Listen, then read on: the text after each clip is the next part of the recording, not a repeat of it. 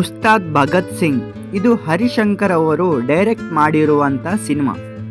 ಇಲ್ಲಿ ಪವನ್ ಕಲ್ಯಾಣ್ ಮತ್ತು ಶ್ರೀಲೀಲಾ ರಾಶಿ ಖನ್ನಾ ಲೀಡ್ ರೋಲ್ಸ್ಗಳಲ್ಲಿ ಕಾಣಿಸಿಕೊಂಡಿದ್ದಾರೆ. ಪವನ್ ಕಲ್ಯಾಣ್ ಅವರ ಕೆರಿಯರ್ ಕಮ್ಮಿ ಟೈಮ್ನಲ್ಲಿ ಬೇಜಾನ್ ಆ್ಯಪ್ಸ್ ಆ್ಯಂಡ್ ಡೌನ್ಗಳನ್ನು ನೋಡ್ತಾ ಇದೆ. ಕಾಲ್ ಹಿಮ್ ಓಜಿ ಸಿನಿಮಾದ ಮೂಲಕ ಒಂದು ಬ್ಲಾಕ್ ಬಸ್ಟರ್ ಕೊಟ್ಟರು.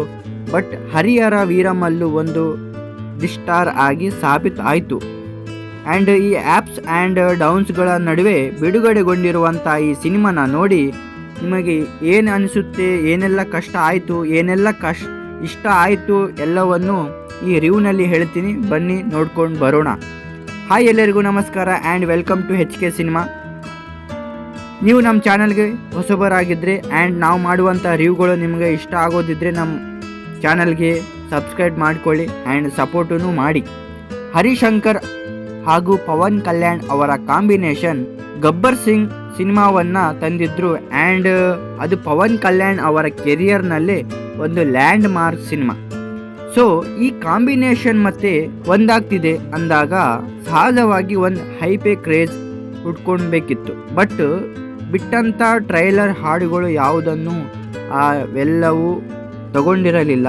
ಕಥೆಯನ್ನು ಒನ್ ಲೈನ್ನಲ್ಲಿ ಹೇಳೋದಾದರೆ, ಏನೇ ಆದರೂ ಪೊಲಿಟಿಷಿಯನ್ ಆಗಿ ಎಲೆಕ್ಷನ್ನಲ್ಲಿ ಗೆದ್ದು ಅಳಬೇಕು ಅಂತ ಇರುವಂಥ ವಿಲನ್ ಧರ್ಮವೇ ಎಲ್ಲ ಅಂತ ಬದುಕನ್ನು ಸಾಗಿಸ್ತಾ ಇರುವಂಥ ನಮ್ಮ ಹೀರೋ ಇವರಿಬ್ಬರು ಒಬ್ಬರ ಲೈಫ್ಗೆ ಒಬ್ಬರ ಎಂಟ್ರಿ ಕೊಟ್ಟಾಗ ಏನಾಯಿತು, ಏನೆಲ್ಲ ನಾವು ತಗಳಿಗೆ ಆಮಂತ್ರಣ ಕೊಡ್ತು ಅನ್ನೋದೇ ಈ ಸಿನಿಮಾದ ಪ್ಲಾಟ್, ಇಲ್ಲಿನ ಪಾಸಿಟಿವ್ ಅಂತ ನಮಗೆ ಅನಿಸಿದ್ದು. ಪವನ್ ಕಲ್ಯಾಣ್ ಅವರ ಪ್ರೆಸೆನ್ಸ್ ಆ್ಯಕ್ಟಿಂಗ್ನಲ್ಲಿ ಅಷ್ಟೇನು ಎಫರ್ಟ್ ಹಾಕುವಂಥ ಅವಶ್ಯಕತೆ ಇರಲಿಲ್ಲ. ಆ್ಯಂಡ್ ಕತೆ ಇದನ್ನು ಡಿಮ್ಯಾಂಡ್ ಕೂಡ ಮಾಡಲಿಲ್ಲ. ಸೊ ಅವರಿಗೆ ಆ್ಯಂಡ್ ಓವರ್ ಮಾಡುವಂಥ ರೋಲ್ನ ಆದಷ್ಟು ತಮ್ಮ ಪ್ರೆಸೆನ್ಸ್ನಿಂದ ಸ್ಟಾಗ್ನಿಂದ ಎಲಿವೆಂಟ್ಸ್ ಮಾಡೋದಕ್ಕೆ ಟ್ರೈ ಮಾಡಿದ್ದಾರೆ. Which was impressive. ಇನ್ನು BGM ವಾಸ್ ಡಿಸೆಂಟ್ಲಿ ಕ್ಯಾಚಿ ಅಂತ ಹೇಳ್ಬೋದು.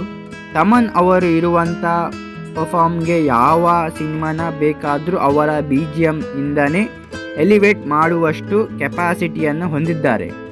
ಆ್ಯಂಡು ಇಲ್ಲಿ ಅದು ಸಿನಿಮಾಗೆ ಪ್ಲಸ್ ಆಗಿದೆ ಅಂತಾನೆ ಹೇಳಬೇಕು. DSP ಶ್ರೀದೇವಿ ಶ್ರೀ ಪ್ರಸಾದ್ ಅವರ ಸಾಂಗ್ಸ್ ಕೂಡ ಡೀಸೆಂಟ್ ಆಗಿದ್ದು ಥಿಯೇಟರ್ನಲ್ಲಿ ಕೇಳಿದಾಗ ಚೆನ್ನಾಗಿ ವರ್ಕ್ ಆಯಿತು. ಸ್ಯಾಂಡ್ಲಿ ನನ್ನ ಬಳಿ ಪಾಸಿಟಿವ್ ಅಂತ ಹೋಗೋದಕ್ಕೆ ಇದೊಂದು ಇಷ್ಟು ಮಾತ್ರ. ನಾವು ನೂರಾರು ಸಲ ಕಮರ್ಷಿಯಲ್ ಸಿನಿಮಾಗಳಲ್ಲಿ ನೋಡಿ ಬಿಟ್ಟಿರುವಂಥ ಟ್ರೋಪ್ಸ್ಗಳನ್ನು ಟ್ರಾಫಿಕ್ಸ್ಗಳನ್ನು ಇಲ್ಲಿ ಯೂಸ್ ಮಾಡಿದ್ದಾರೆ. ಹೊಸತನದ ಅನ್ನೋದು ಇಲ್ಲಿ ಯಾವ ಡಿಪಾರ್ಟ್ಮೆಂಟ್ನಲ್ಲೂ ಕಂಡು ಬರಲ್ಲ. ಇದು ರೀಮೇಕ್ ಸಿನಿಮಾ ಅಲ್ಲ. ಬಟ್ ಅಂದರೂ ಯಾಕೋ ಗೊತ್ತಿಲ್ಲ, ಇಲ್ಲಿ ಪ್ರೀತಿ ಸೀನು ಎಲ್ಲೋ ನೋಡ್ದಂಗೆ ಇದೆಯಲ್ಲ ಅಂತ ಅನಿಸಿಬಿಡುತ್ತೆ. ಮತ್ತು ಇದು ತಮಿಳಿನ ಸೂಪರ್ ಹಿಟ್ ತೇರಿ ಚಿತ್ರದ ರೀಮೇಕ್ ಎನ್ನಲಾಗುತ್ತಿದೆ. ಇನ್ನು ಪವನ್ ಕಲ್ಯಾಣ್ ಅವರು ನಿಷ್ಠಾವಂತ ಪೊಲೀಸ್ ಅಧಿಕಾರಿಯಾಗಿ ಕಾಣಿಸಿಕೊಂಡಿದ್ದಾರೆ. ಇನ್ನು ತಮ್ಮ ತತ್ವಗಳಿಗೆ ಬದ್ಧರಾಗಿ ಅನ್ಯಾಯದ ವಿರುದ್ಧ ಹೋರಾಡುವ ಕಥಾ ಸಂಬಂಧ ಇಲ್ಲಿದೆ. ಇನ್ನು ಇದರ ಪ್ಲಸ್ ಪಾಯಿಂಟ್ ಏನಂದರೆ ಪವನ್ ಕಲ್ಯಾಣ್ ನಟನೆ. ಪವನ್ ಸ್ಟಾರ್ ಅವರ ಅಭಿಮಾನಿಗಳಿಗೆ ಈ ಸಿನಿಮಾ ಹಬ್ಬ. ಅವರ ಸ್ಟೈಲ್, ಡೈಲಾಗ್ ಡೆಲಿವರಿ ಮತ್ತು ಆ್ಯಕ್ಷನ್ ದೃಶ್ಯಗಳು ಅದ್ಭುತವಾಗಿವೆ. ಇನ್ನು ಕಮರ್ಷಿಯಲ್ ಅಂಶಗಳೇನೆಂದರೆ ಹರಿಶಂಕರ್ ಅವರ ಶೈಲಿಯ ಮಾಸ್ ದೃಶ್ಯಗಳು, ಇನ್ನು ಫೈಟ್ಸ್ ಮತ್ತು ಫ್ಯಾನ್ಸ್ಗಳಿಗೆ ಇಷ್ಟವಾಗುವ ಅಂಶಗಳಿವೆ ಹೆಚ್ಚಾಗಿ. ಇನ್ನು ಸಂಗೀತದ ಬಗ್ಗೆ ಮಾತಾಡೋದಾದರೆ ದೇವಿಶ್ರೀ ಪ್ರಸಾದ್ DSP ಸಂಗೀತ ಮತ್ತು ಹಿನ್ನೆಲೆ ಸಂಗೀತ ಚಿತ್ರಕ್ಕೆ ಪೂರಕವಾಗಿದೆ. ಇನ್ನು ಈ ಸಿನಿಮಾದ ಮೈನಸ್ ಪಾಯಿಂಟ್ ಏನಂದರೆ ಹಳಸಿದ ಕತೆ. ಕಥೆಯಲ್ಲಿ ಹೊಸತನವಿಲ್ಲ, ಅದೇ ಹಳೆಯ ಫಾರ್ಮುಲಾ ಬಳಸಲಾಗಿದೆ ಎಂದು ಕೆಲವರು ಅಭಿಪ್ರಾಯಪಟ್ಟಿದ್ದಾರೆ. ಇನ್ನು ಕೆಲವು ದೃಶ್ಯಗಳು ನಿಧಾನವಾಗಿದ್ದು ಪ್ರೇಕ್ಷಕರಿಗೆ ಬೋರ್ ಎನಿಸಬಹುದು. ಇನ್ನು ಪಬ್ಲಿಕ್ ಟಾಕ್ ಮತ್ತು ರೇಟಿಂಗ್ ಬಗ್ಗೆ ಮಾತಾಡೋದಾದರೆ ಪವನ್ ಕಲ್ಯಾಣ್ ಅಭಿಮಾನಿಗಳಿಗೆ ಸಿನಿಮಾ ಇಷ್ಟವಾದರೆ ಸಾಮಾನ್ಯ ಪ್ರೇಕ್ಷಕರಿಗೆ ಸರಾಸರಿ ಅವರೇಜ್ ಎನಿಸಿದೆ. ಕೆಲವು ವಿಮರ್ಶಕರು ಇದನ್ನು ಪಾಸಿಬಲ್ ವಾಚ್, ಅಂದರೆ ಕಮರ್ಷಿಯಲ್ ಆ್ಯಕ್ಷನ್ ಚಿತ್ರಗಳನ್ನು ಇಷ್ಟಪಡುವವರಿಗೆ ಇಷ್ಟವಾಗಬಹುದು ಎನ್ನುತ್ತಾರೆ.